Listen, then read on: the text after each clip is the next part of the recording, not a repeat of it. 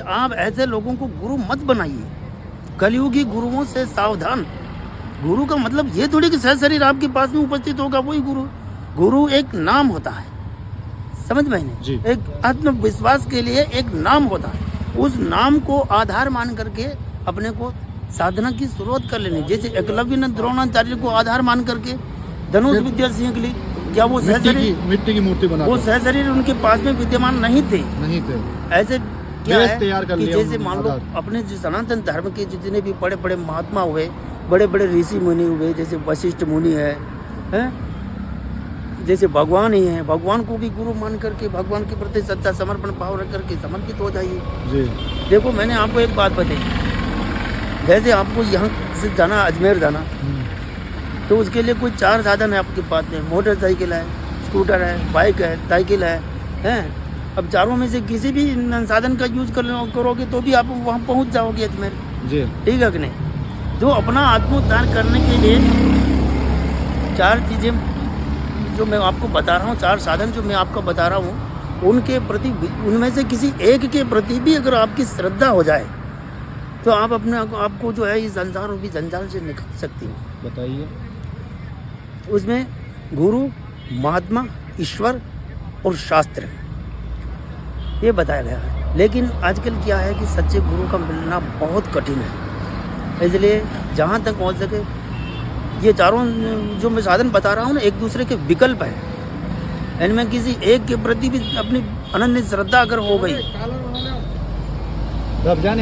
एक के प्रति भी अगर अनन्य श्रद्धा हो गई ना, तो आप अपने आप को जो है इस जमाने के चुंगल से बचा सकते हो। बाकी ये जमाना जो है अब किसी को छोड़ने वाला नहीं है, क्योंकि जब कलयुग शुरू में आया था उस समय ये बताया कि कलयुग अंत के अंदर मैं एक भी धार्मिक मनुष्य यहाँ नहीं रखूँगा, सबको नास्तिक दुराचारी बना दूंगा, ये कलयुग ने बोला था।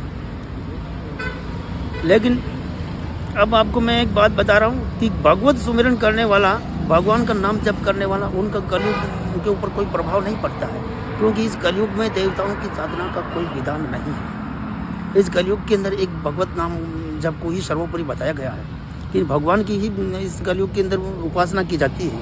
देवताओं की उपासना इस कलयुग के अंदर असंभव है।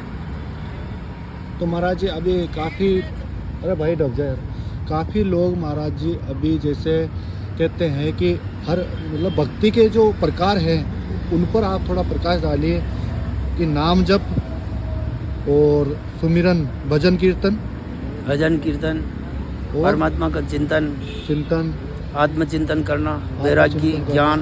और वैराग्य जीवन में होना बहुत जरूरी है। बिना वैराग्य के तो आप, वैराग्य ही तो प्रथम सीढ़ी है साधु मार्ग की, योग मार्ग की प्रथम सीढ़ी वैराग्य। अगर वैराग्य ही नहीं हुआ तो फिर तो वो तो सांसारिक मनुष्य है। वैराग्य की क्या परिभाषा होती है महाराज जी?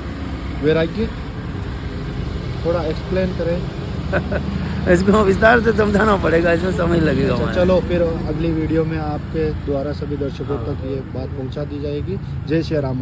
किसी भी गुण विशेष के प्रति राग नहीं रखना जी, कि ये मेरे को प्रिय है और ये अप्रिय है। प्रेम लगाओ, सबके प्रति समानता की भावना रखो, लगाओ। जी जी, धन्यवाद आपका महाराज जी, बहुत समय ले लिया आपका।